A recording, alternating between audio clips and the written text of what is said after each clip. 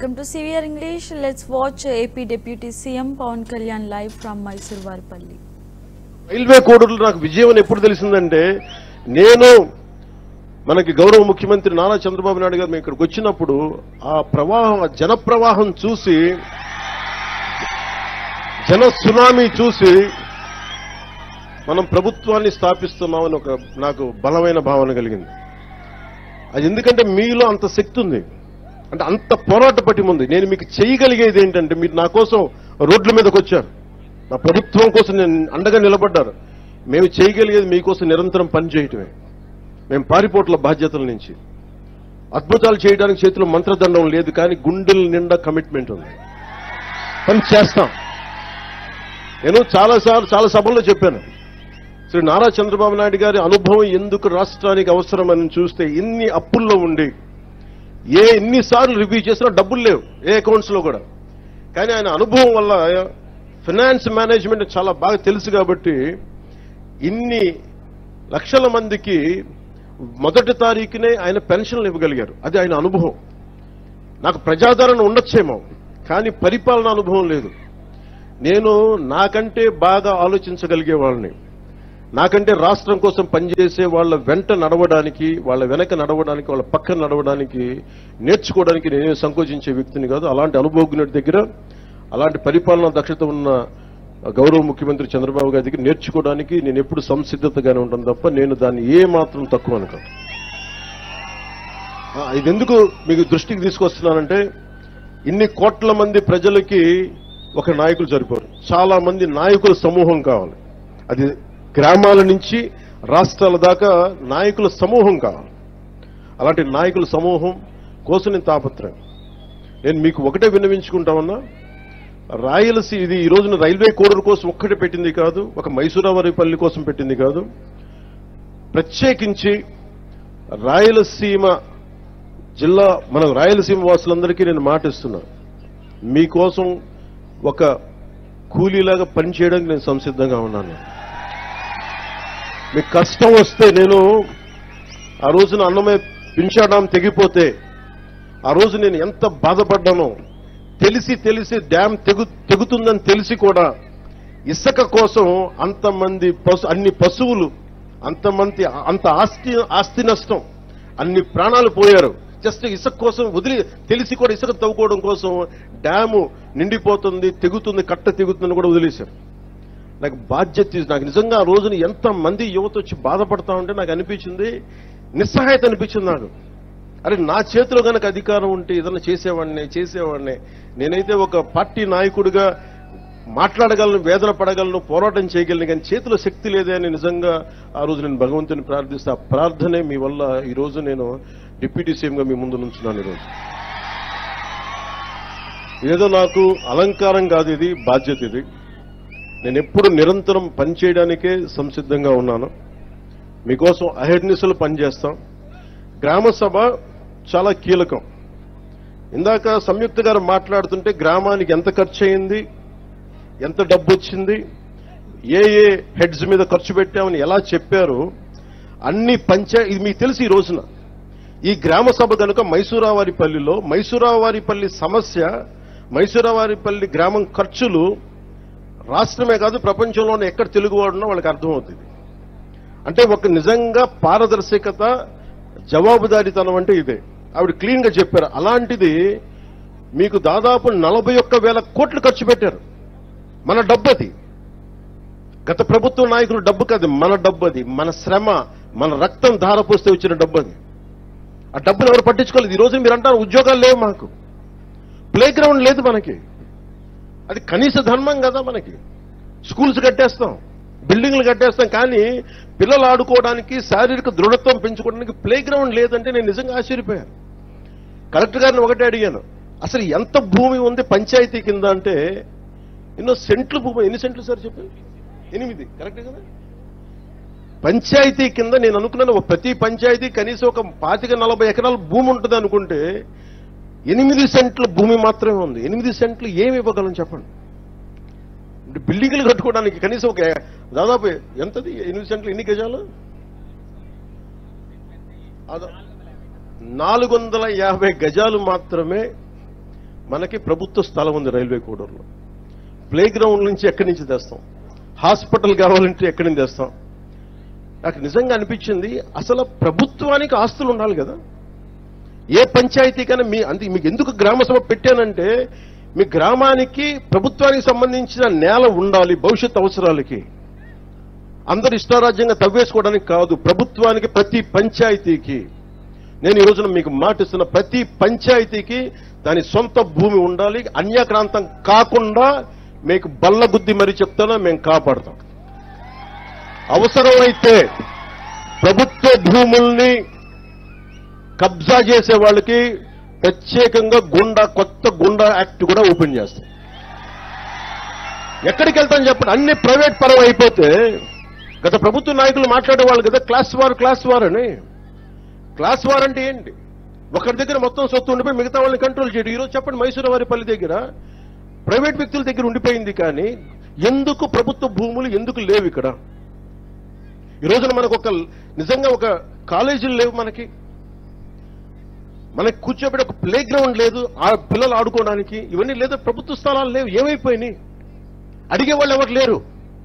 ఈ రోజున గ్రామ సభ తాలూకు ముఖ్య లక్ష్యం ఏంటంటే, అసలు మన గ్రామంకి మనకు కావాల్సిన ఆస్తులు ఏంటి, ఏమేమి ఉన్నాయి, ఏ మౌలిక సదుపాయాలు ఉన్నాయి, ఏ మౌలిక సదుపాయాలు లేవు, ఏం కావాలి, భవిష్యత్తులో ఎన్ని మనకు రాబోయే తరాలకి ఏమేమి అవసరాలు ఉన్నాయి, మీరందరూ కూర్చొని నిర్ణయం చేసుకుంటే తప్ప.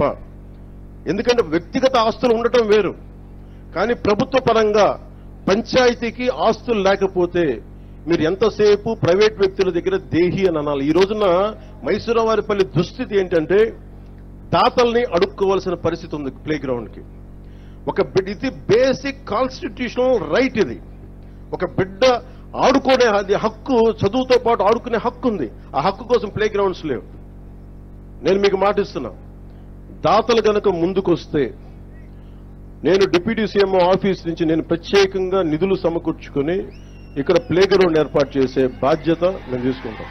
అది నాకు కొంచెం దాతలు ముందుకు రావాలి.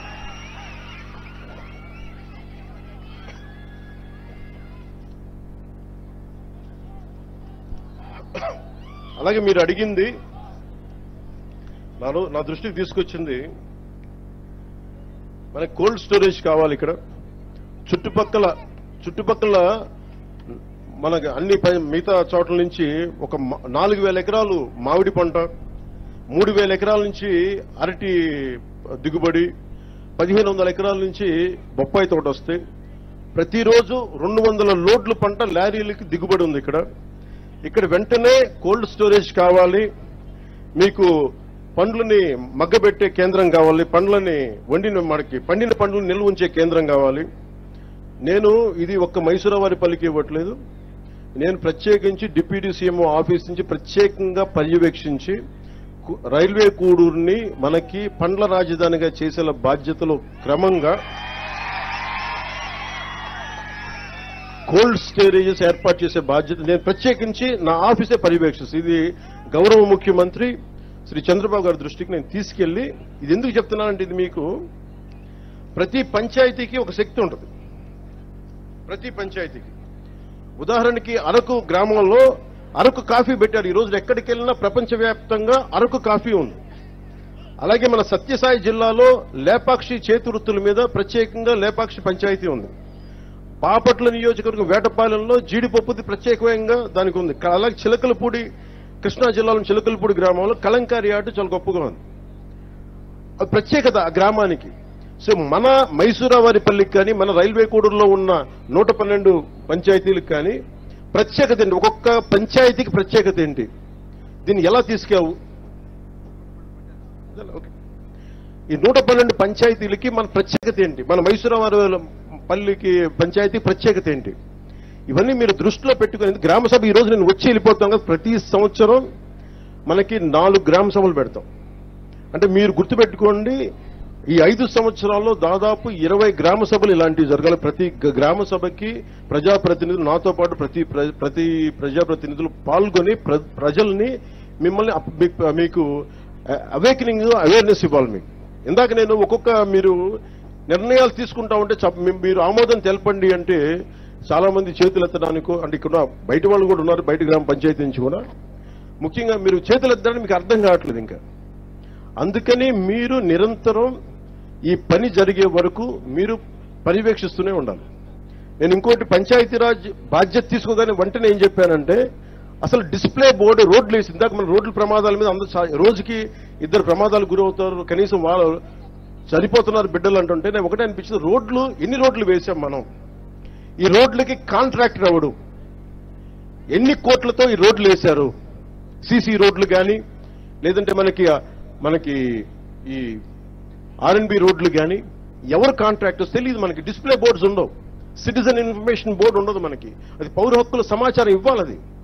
నేను ఒకటే చెప్పాను పంచాయతీరాజ్ ఉన్నతాధికారులందరికీ, ఏ పని చేసినా ఎవరు కాంట్రాక్టర్, ఎన్ని లేయర్తో రోడ్లు వేశారు, అంటే మా కేరళ తరహా పంచాయతీలు ఎలా ఉంటుందంటే ఎన్ని స్థాయిల్లో ఎన్ని లేయర్స్ రోడ్లు వేశారు చెక్ చేసుకోవచ్చు. అంత అవగాహన ఉంటే తప్ప మన పంచాయతీల్లో మన డబ్బులు సద్వినియోగం కావు. మీ చేతుల్లో ఉంది పంచాయతీ. మైసూరవారిపల్లితో ప్రారంభించండి. ఈ రోజున 13,326 పంచాయతీలు ప్రజలందరికీ చెప్తున్నాను, దీన్ని వేదికను పెట్టుకొని. మీ చేతుల్లో ఉంది ఇది. మీరు శక్తిని కొద్దిమంది చేతుల్లో దారబోస్తారా?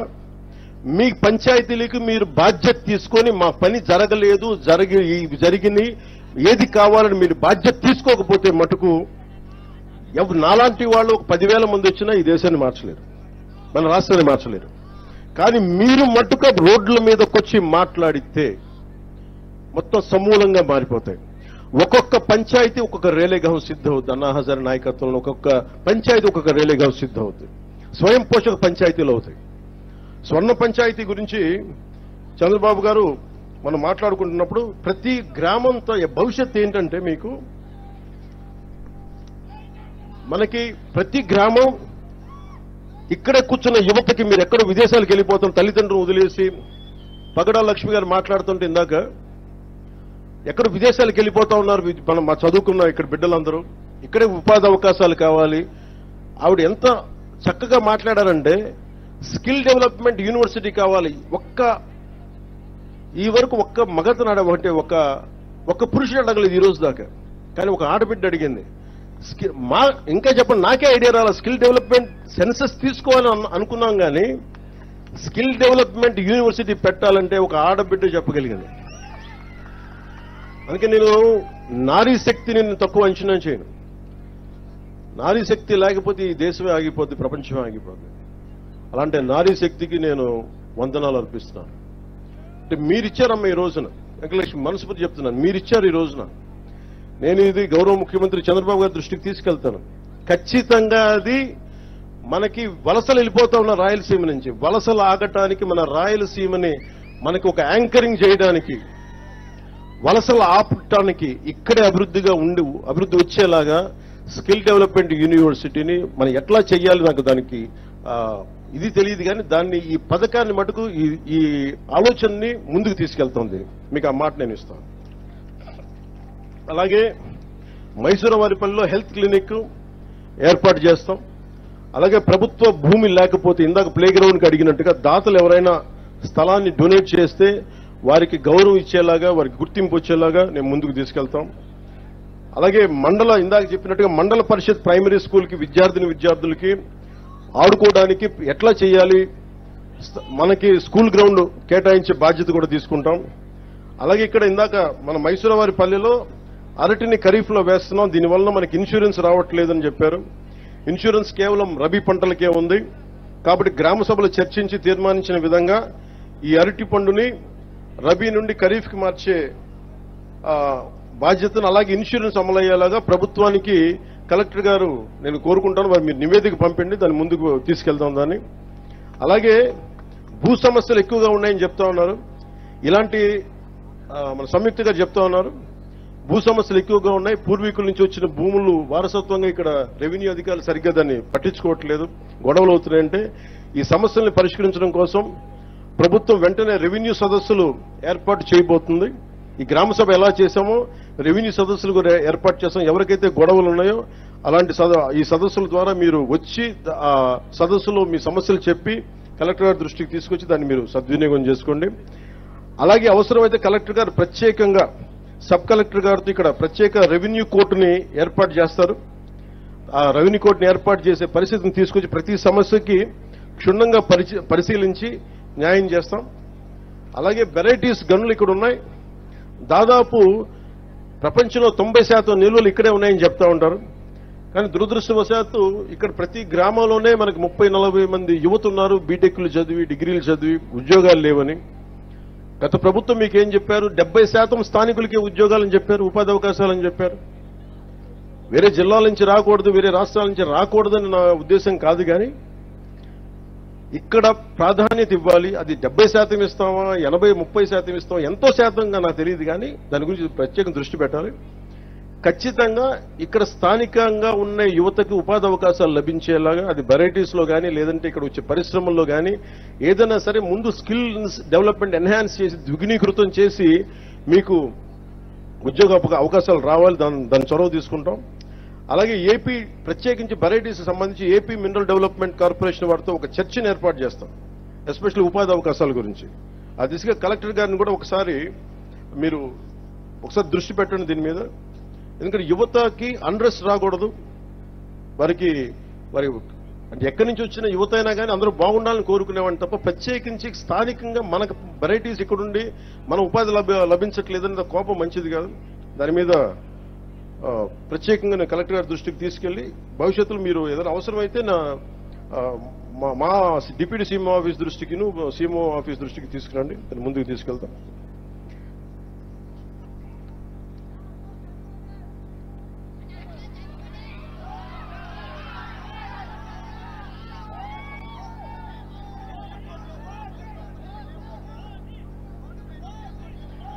పంచాయతీ ఆస్తి 8 సెంట్లని తెలుసుకొని నాకున్న భూమిలో 10 సెంట్లు ఇస్తానని ముందుకొచ్చిన రైతు కారుమంచి నారాయణ గారికి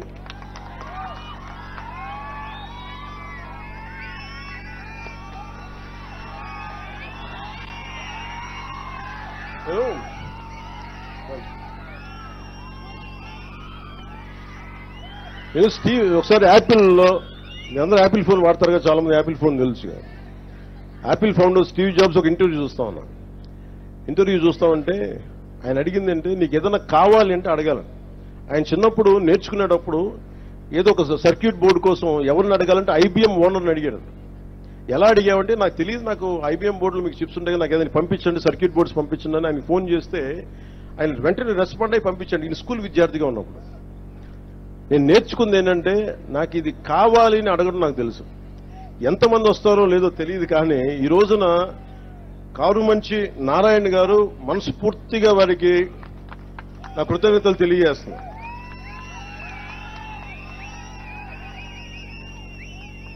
అంటే నువ్వు అడగాలే కానీ నేను చెప్తాను, మీరు ఇవ్వండి స్థలం, మీరు ఏ ఉద్దేశం కొద్ది ఇచ్చారో దాని ప్రారంభోత్సవాన్ని మీ పక్కనే వచ్చి నేను కూర్చొని ఆ రోజు వస్తాం. మీరు ఇచ్చిన భూమికి మేము సద్వినియోగం చేసేలా, రాష్ట్రం అంతా మీకు గుర్తింపు వచ్చేలా, ప్రభుత్వాల ద్వారా ప్రత్యేకంగా మీకు గుర్తింపు వచ్చేలా మేము మీకు గుర్తిస్తాను మనస్ఫూర్తిగా తెలియజేసుకుంటూ కారుమంచి నారాయణ గారికి మనస్ఫూర్తిగా నా ధన్యవాదాలు తెలుపుకోండి. ఇప్పుడు దాకా అందరూ నా ఫోటో అడిగి నేను కారుమంచి నారాయణరావు గారి ఫోటో మధ్య ఫోటో